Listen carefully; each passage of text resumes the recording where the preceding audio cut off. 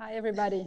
Thanks for joining us for this panel. I'll briefly introduce myself, and then I'll quickly hand over to our otherwise more interesting panelists. So I'm Audrey. I'm an associate partner for Delberg. Delberg is the world's biggest impact-focused advisory firm. We provide advisor services all the way from upstream capital markets development, all the way to actually supporting pipeline building, financial and finance strategy for a broad range of clients, all the way from governments, DFIs, funds, and other investors. So what I'll ask, the first question is for you to briefly introduce yourselves, and then to also share a bit more about your education finance strategy in particular.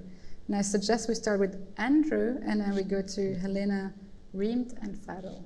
Perfect. Hi, everyone, and thanks very much for joining today for what I think is a pretty important topic. I'm Andrew. I'm the head of the Education Finance Program at Opportunity International, and we work with a network of lenders into the education sector across Africa, Asia, and Latin America. And so we'll talk a little bit about how we do that today and some of the investment opportunities that we see. Great, thank you. Helena, you want to follow up? Hi, everyone. I'm Helena Risa-Harstad. I'm a co-founder and chairman at Optimize Foundation. We do early stage investing in East Africa, Ghana, Nigeria, and South Africa. We do seed stage, a very early stage, in education, health, and youth employment. Thank you. Hello, everyone. My name is Riemt. I work for Blue Orchard Finance. Blue Orchard is a global impact investing manager based in Switzerland, investing in financial institutions across the globe in emerging markets.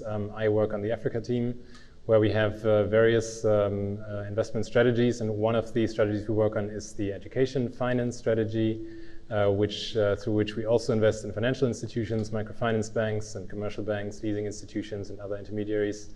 And we help them build their education portfolio through this strategy. And then we have Fadel, a bit of a grantee perspective, or at least investing perspective. So what's your the type of funding you're looking for your startup? Hello, everyone. My name is Fadel Altarzi. So I'm the founder and CEO of Nextfed University.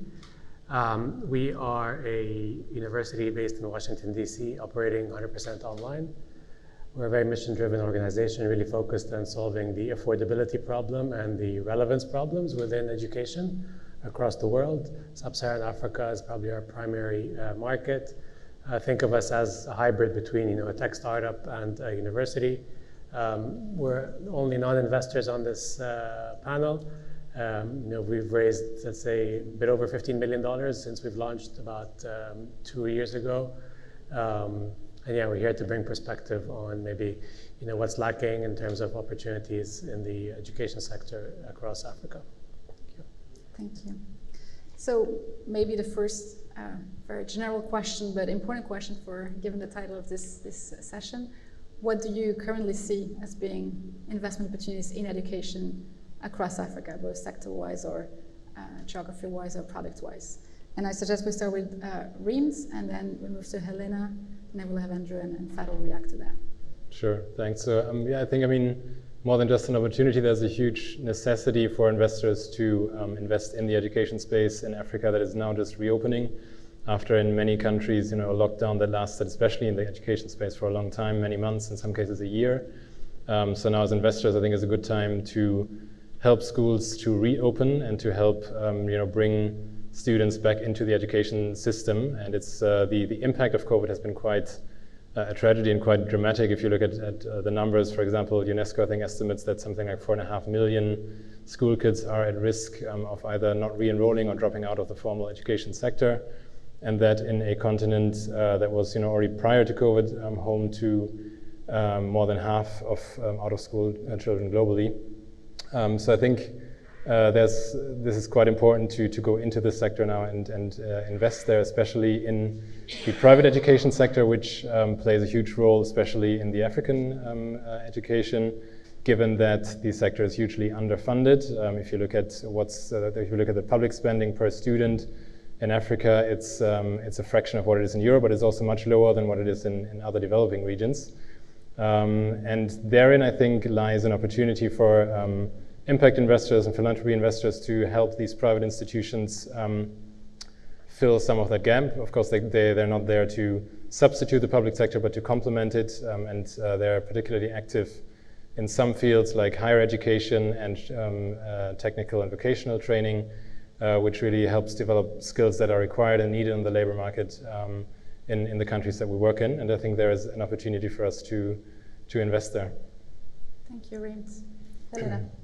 So yes, I mean, we, coming from the early stage, seed stage perspective, we see a lot of brick and mortar, we see a lot of tech-enabled company. We would love to see more tech-driven companies.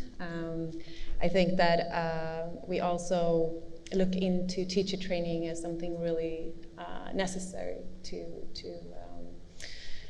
try to find a solution to. So those are the two areas that I would like to highlight. Great, thank you. Andrew. Yeah, I think one of the interesting things about the education sector, particularly in sub-Saharan Africa, is the rate of growth, which is being driven by high fertility rates. And so on average across the continent, fertility rates are around about 4.5. And so what that means is that every generation, we need twice the number of school seats as the previous. And so that's why this is a pretty important sector, and I think a very interesting one for commercial investors that are looking for access to growth in their portfolios. Thank you. And then I think Fadel might want to react to some of the things you just heard as a potential investee. I mean, nothing too controversial on this one. But I mean, yeah, I guess you guys know the macroeconomics well of the continent. There's clearly a massive supply-demand shortage, like seriously massive. Nigeria alone has a shortage of about 1 million university seats per year. Then that's talking about the number of high school graduates who actually apply to college. So there's about 1.8 million applications for 800,000 seats. Now, you know, there's way more demand than that because people don't apply in the first place, you know, knowing they're not going to get in. And then that's not counting the whole graduate market as well. And that's just one country. You know, over the coming 5 to 10 years, there's going to be a shortage of probably like 100 million seats just in higher ed on its own. So depending, I guess, on whether you're an impact investor, sort of long-term or short-term, I would say the biggest opportunity on the short-term exists among the entry-level talent specifically. So there's a massive shortage of entry-level talent across Africa. Despite high unemployment, it sounds counterintuitive, but if you ask any large employer in Africa, and maybe we have some today, you know, is it easy for you to hire qualified fresh graduates out of university? The answer is no. So even those who actually go to university are graduating, finding themselves unemployable. If you're looking more on the long term, obviously, you know, starting at a much earlier age is going to present more opportunities. But I mean, there's just many, many to talk about. So. Thank you. So we listed quite a number of opportunities. Now, of course, the question is, what does that mean in terms of returns? All the way from tech-driven education, you mentioned incoming talent in the workforce, TVET schools, primary, secondary, private schools. So maybe a question was first for you, Elena. How do you see that evolve from a seed stage perspective, but then also what does that mean in terms of potential returns over the lifetime of the kinds of business models you see, and what are potentially challenges in doing that? And so, Elena, please, happy for you to kick us off. Tricky question. Education is also a tricky space. I think from our perspective, we see different types of really interesting and impactful models, but we need to find the right capital for that right type of service or product that is being offered. And right now, from our perspective, we see a lot of grants, and we also see a lot of VC capital. I think that we need to offer a much wider range of capital to the many great ideas that are out there to solve some of the issues in education. I would say from our perspective, we use philanthropic capital to make for-profit investments. Any return on investment, we channel back to a new venture. So our stakeholders, they're interested in impact primarily. I think for us, we are being very patient. So we are looking with a 7 to 10 year perspective on our investments. And I think that's very helpful when you look at the education space. I know that not every investor can be that patient, but I think that we should try and find a wider range of capital to be accessible to the market. I think that's really important. And as for return on investments from our end, we are definitely looking at single digit, not more. And if we get our money back and we've made a huge amount of impact, we would be very happy with that as well. So I think it depends on who you are as an investor, but education is definitely trickier than many other areas. Thank you. And actually passing over to Fado as a potential investee, what is the kind of capital that you see is needed for investors across, or for investees across Africa? I actually think that there's still a significant shortage in early stage, and there's oversupply in late stage. Like when you look at the amount of capital that exists, among say private equity firms and the larger ticket sizes, and the way they're investing, and this isn't like to take a dig at them, but the way they're investing just isn't actually building the ecosystem in Africa. Because essentially you find, you have very large tickets going to either financial institutions or to other investors on the continent who are literally fighting over, 1,000 opportunities across the continent, right? But what happens is that money is going either to large-scale infrastructure or, oil and gas or telecom or, banking or that sort of thing. Now, the trickle-down effect that's having on actually creating jobs and transferring knowledge to the continent is very, very limited.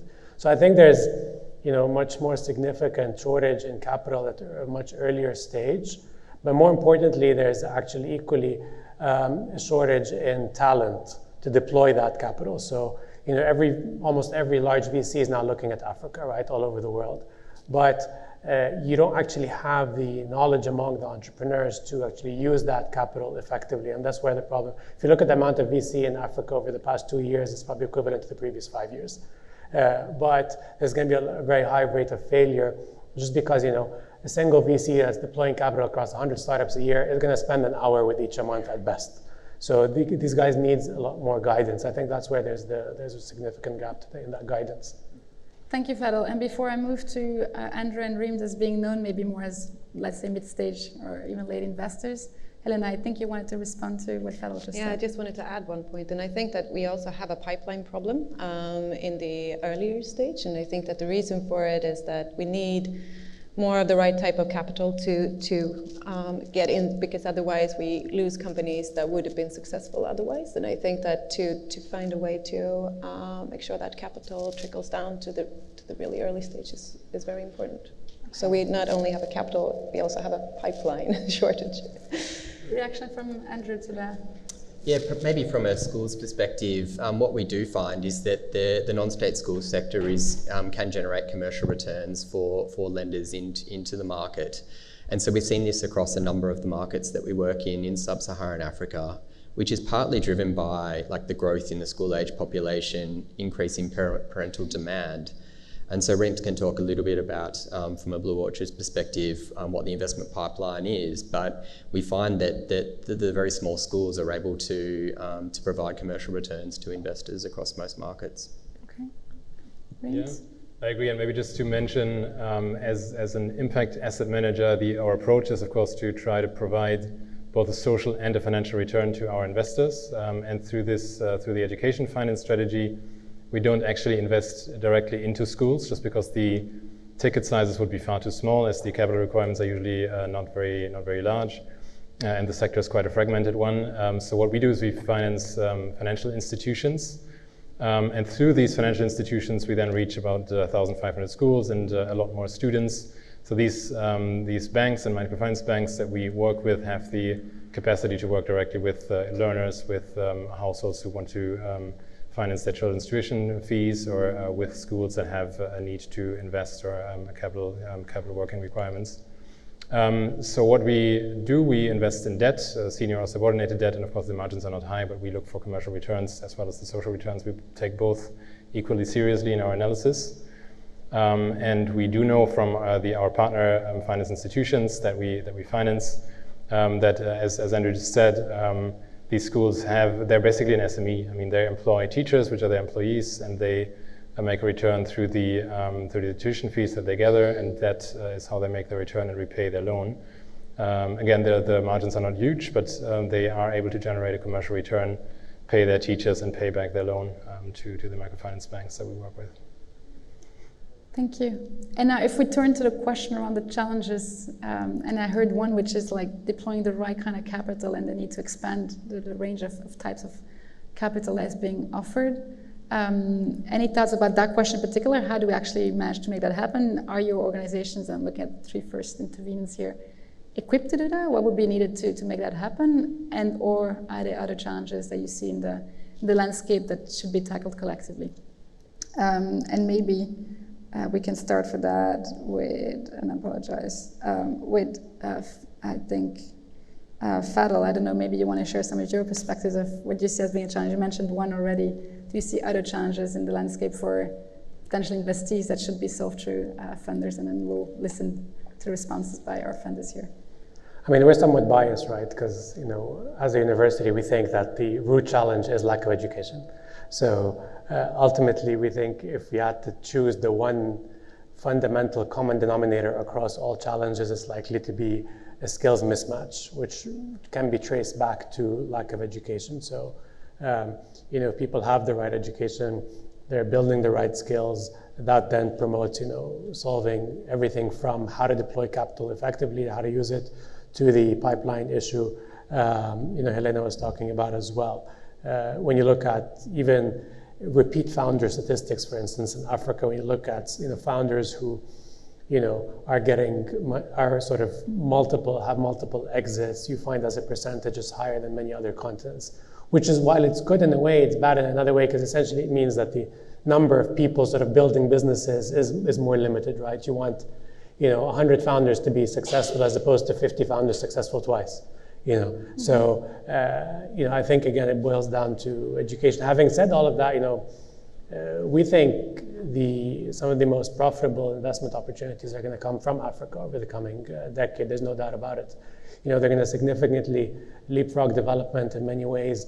When you look at digital adoption, you look at mobile usage, penetration, you look at mobile banking, you know, you have countries that still in many ways have infrastructure similar to infrastructure, say, the US or the UK had 50 years ago, even 100 years ago in some instances. So the great thing is, you know, they're going to access technology in a way that's never happened before in the world. They're going to jump sort of from 1990 technology to 2025 technology, which is going to be amazing for these populations. And we're going to, you know, see that manifest itself across a number of sectors and create very significant opportunities. And it's going to take much less time because you have a much younger population that's digitally native that are going to jump directly into the latest technologies available. You mentioned another challenge when we first talked, which was about the availability of data for yes. both investees and investors. Yeah, I think that's another huge challenge and an opportunity. You know, any investor, you know, relies heavily on data, right? And, you know, preferably more primary data, but you know, there's just a huge shortage of reliable data across Africa, sub-Saharan Africa primarily. So I think that's a huge opportunity as well for startups in the region, but even for investors to help create that ecosystem so that there is data. I think still to a large extent, at least in my limited, you know, experience in the investment world, we see investors looking at data as more of a competitive differentiator that they shouldn't share really with other investors. But ultimately, I think there is that need to grow and sort of increase the availability of reliable data because the governments are unlikely going to fill that gap, which again is an investment opportunity. But if we were to wait for the Nigerian government to publish, you know, accurate statistics, it's never going to happen. Or any other government for that matter. Most governments, at least in sub-Saharan Africa in particular. So yeah, there's a significant, I think, shortage in access to available to accurate and reliable and you know, current data as well. You know, most of the research out there is going to be at least 3 years old. So that's a significant challenge, I think. Great. Reems, maybe, and then we'll just go backward up to me again. All those points about lack of formalization, lack of consolidation of the market, how do we think about those challenges? What are ways that investors or groups of investors or other partners would need to jump in to help fix those? Right. So I mean, yeah, from an investor's perspective, that means that of course it's very difficult to invest in that sector, in a sector that, you know, consists of many small individual players that usually are not part of a broader network. So it's really a very fragmented sector where you can't have large investment sizes and tickets. And the way we've tried to go around that through our investment strategy in the education sector is, well, first of all, we don't invest directly in the schools or in the learners, but in financial institutions that do that and that are on the ground and that have that are present across the country and have loan offices everywhere. And another way we have tried to deal with this situation is through a blended finance strategy, which means that in the highest risk tranches, there is usually a patient public investor, a DFI, that then enables private investors to come in the more senior tranches and allows them to invest in a sector that they would otherwise not be able to invest in. So yeah, therefore mobilization of capital is definitely an issue, and this is how we have dealt with it at Blue Orchard. And I also, of course, very much agree with the issue of lack of data, or what that means in our case, the difficulty to monitor who the end clients are. Are they providing quality education? Is it affordable education? We are trying to work on that by basically telling the loan officers a number of criteria which they need to check and put in a system, which is then consolidated so that we have this kind of information. But we also know that we are asking a lot of the loan officers, because the microfinance and banking model is one that's already very labor intensive, where you need to check a lot of things and do a lot of work for usually rather small investment tickets. And then we add that on top of that burden to check this information. But of course, as an impact investor, it's important for us to make sure that we are reaching the right targets and schools or education providers that are providing quality education that is affordable for the masses in those countries. Thank you, Rind. Andrew? Yeah, I probably agree with the data and the fragmentation issue. Probably the third one to add to that is the difficulty in coming down market to ultra low fee schools. And so we find that schools are bankable up until around like $5 or $6 in school fees per month. But as you move further down the fee curve, it becomes a lot more difficult. And so to any of the DFIs or other investors that are interested in sort of guarantee or risk sharing as a way to get capital down market, I'd certainly welcome that discussion. Helena? Yeah, I also agree with all of that. I would like to add, this is true for across our portfolio. We invest in local companies in Africa, and to find both tech talent and senior management is tricky, and also there is a high turnover. So to find a way to recruit talent to be able to scale up these promising young companies is a challenge that we are trying, and we are collaborating with other investors trying to find ways to locate that type of talent that we need to scale up those important companies. Well, this triggers one additional question that we didn't prepare, but it sounds like a lot of the challenges could be solved by putting heads together. It's about upstream market development, all the way from developing that database, from actually nurturing talent, from helping potentially fragmented players to come together and to package it. Is there some collaboration platform that do exist among investors? Should they be created? How do you typically, how do you typically partner with other funders to help solve some of those upstream challenges? Whoever wants to respond, I don't want to put you on the spot. Andrew, I might take it as a plug, actually. And so our program is funded by USAID, and as part of USAID's funding, we're in the process right now of creating a community of practice around investing and improving the quality of non-state schools across Africa, Asia, and Latin America. And so if there are investors in the room or other stakeholders in the value chain, then please reach out to me. We'd be very happy to open that to you. Great. I think Elena wants to react as well. Yeah, no, I just wanted to add that I think that we do quite a bit of collaboration with other investors, primarily impact investors in our space. What have worked well is we have co-founded some initiatives, both on talent, but also impact studies and other things that can be hard for early stage companies to find money for, and also build that type of network where we can get a broader sense of what is out there and to reach out to the right. So I think we also share in due diligence processes, we tend to share a lot more than the commercial background that I come from in Europe. So I think that's really valuable also for the company, for the investors to collaborate and share insights of the company and not to waste the entrepreneur's time too much and try to be effective. I think that there is a lot that we can do there. Also some kind of blended finance on a deal-by-deal basis would be really interesting to see more of, where we can assume different type of risks in different types of deal, and I think that there is some promising collaborations going on there too. But we need to scale this up as well and get more investors on board. Great. Any directions?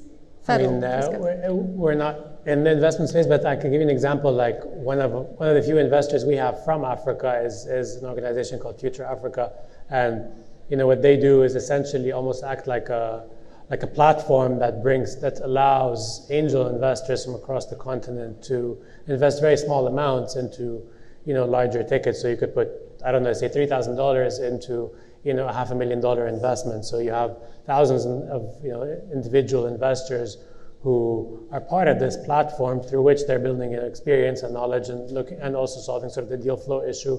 So that I think helps increase that level of collaboration across. And some of them are going to be institutional investors as well. So that's just one approach that we've seen, just sort of taking crowdfunding to a different level. That's just one example that we've seen. Yeah. Thank you very much. I do realize there's 5-10 minutes left, so I'd love to open up the floor for questions from the audience. I don't know if we can have questions online, but otherwise, starting with this crowd in this room. Please raise your hand. I think there's a mic that can go around.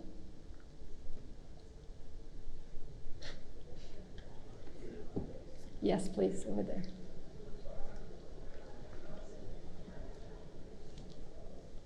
Thanks very much. All really, really interesting stuff. Kind of one thread I was interested in picking out from you there was talking about the impact side, impact investing. And I guess kind of getting your thoughts on how best and how you do measure some of that impact and what that means in measurement, both from kind of first coming up with an idea of where you might invest, all the way through to sort of measuring the impact of that towards the end of that cycle. Thank you very much. I think it's a great question. Measuring education outcomes is a challenging one, both for for-profit and non-profit funding. So happy to hear your thoughts about that. Elena wants to go? I'm happy to start, yeah. So we have an impact strategy that we have changed many, many times because we had to. So we had a lot of assumption, and a lot of them has proven tricky. I think that one thing that we need to think about when you look at when you measure a company's financial situations, is comparable to a lot of other companies because we agreed on a format, right? We need to do the same in impact measurements. We need to agree on a format where everyone is trying to measure on the same basis and with the same type of tools. And we're getting there slowly. There are a lot of initiatives, about 10 or so that are front runners, and I think that all of them are great, but we need to kind of boil it down to one. What we do in our investment process, we have a two-phase DD. So first we do a very high-level impact assessment, trying to figure out if we think that the impact is deep and profound enough for us as an impact investor, and then also to see if we think that there is a market for that product or service. And then we go on and do a little bit of a deeper impact assessment. On an early stage company, it's very hard because what we try to do, we try to collaborate with other investors to agree on what KPIs we should be monitoring and what we want them to report on, but also we tend to finance it, and also to go into the company and work out their strategy with them, because when you start early and you collect the right type of data, you can build on that gradually. But to go all the way, I mean, in the beginning we have a lot of inputs and outputs, not a lot of exact outcomes, and we don't have a lot of actual impact, especially not in education, because some of the impact, you can measure that 10, 20 years after, right? But we work with what we have, and I think that my biggest point is not to stop trying to reach out to the end customer, whoever that is, and to make sure that what you're doing is valuable for them, and to also keep evaluating the strategy and where the company is heading so that it aligns with an impact perspective. But it's really tricky, really tricky. Yeah, sorry. Other reactions? Yeah, maybe just to add that indeed, I mean, the question of monitoring, I think, is one of the most complex ones in the impact investing value chain. The easiest way is, of course, to look at the pure numbers and the quantitative impact, meaning how many schools do we reach, how many students do we reach with these loans through financial institutions. But of course, that doesn't tell you anything yet about the quality and affordability of the education that you're financing. And that is something that's a lot more complex and that we're currently putting in place, where we are asking the institutions to also track other information such as learning output. So what is the exam results on average compared to a national average? And also to check certain minimum criteria about, is there drinking water in place? Is there basic, hygiene facilities in place in the schools and things like that? What's the student to teacher ratio? So all these aspects are things that we're now putting in place that we're asking our institutions to monitor and report back to us. But it is much harder to infer information about the quality of information, the quality of education of the institutions that we finance. And also the lack of data is a problem here. But yeah, exactly. Comes back to that. Yeah. We might have time for one more question. So I'm opening up the floor again. Yes, please.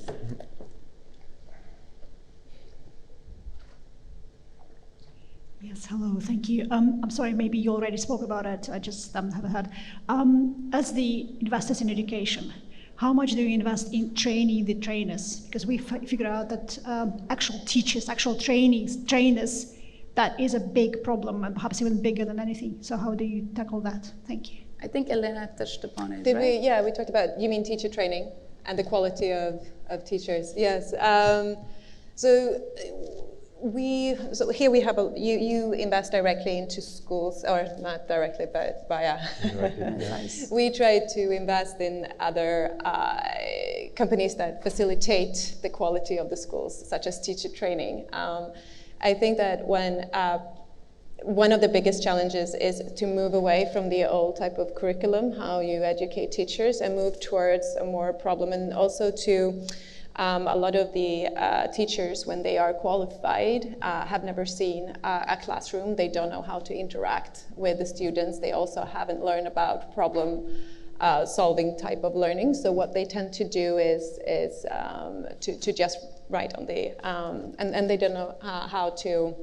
So we do pre-service and in-service training. So we train to become teachers, but then also to continue to educate the teachers that are actually already working as teachers. Yeah, and to have them in classrooms and give them tools to, and this is via some of our investments. So I'm not doing that, but I invest in those types of solutions. But I think that's where we need to go. We need to make sure that there is a more, and I think that you've talked to this, you addressed this before as well, that to make sure that the education is purposeful for whatever the challenges you will face when you are done with your education, and that's especially true for teachers. So I think that's our way to look at it. I hope you answered your question.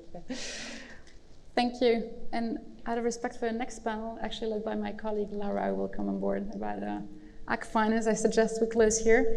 Thank you all very much for your great answers and thought-provoking ideas.